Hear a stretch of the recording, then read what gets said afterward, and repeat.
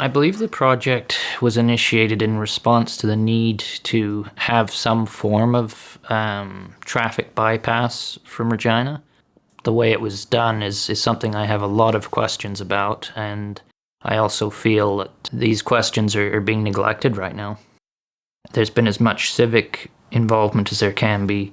There's rigorous environmental standards that have to be met.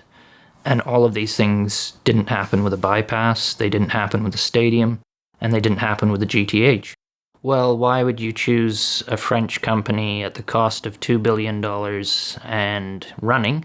Like the meter's still running on this project. First off, why would you choose a French company? Secondly, why was the route chosen that it was?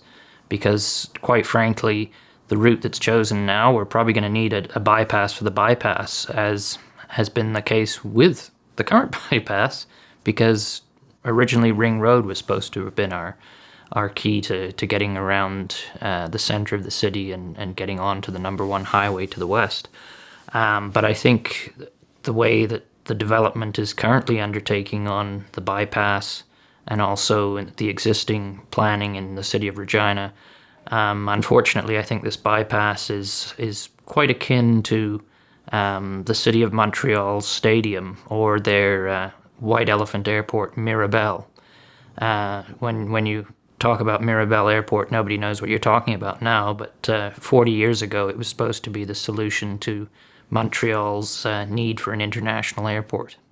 I think far too many people with vested interests were making the decisions on the bypass.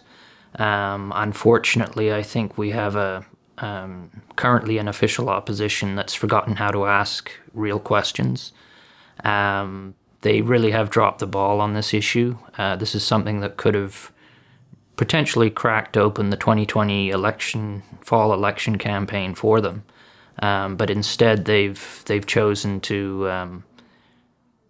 I don't know. They're a very strange opposition. That's all I can say. They seem to ask fairly nebulous questions. They're not particularly hard hitting, and really, I think the bypass is.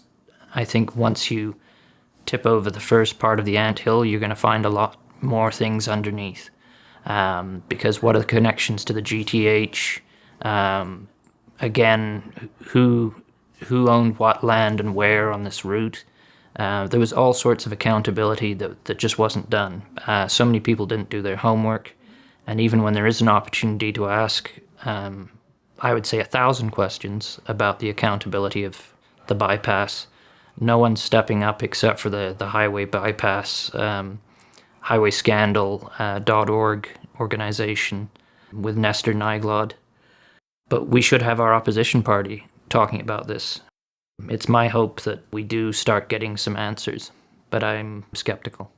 The bypass was a terrible lost opportunity and a huge waste of resources that we're going to be feeling for another 30 years.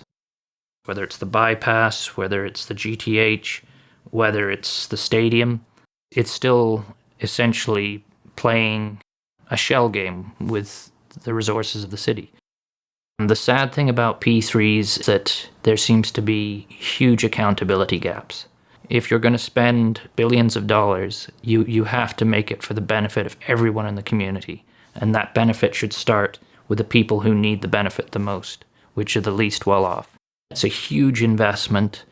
Unfortunately, the planning of it has been quite poor, and also the ethics within the process of building it have been incredibly questionable. I think the people who knew the way that the bypass was being undertaken was flawed. To their credit, they've been continuing to keep the issue alive because the issue hasn't gone away. We're still paying for the bypass. We're still paying for the stadium. We're still paying for the GTH. All of these things have not been some wonderful economic panacea.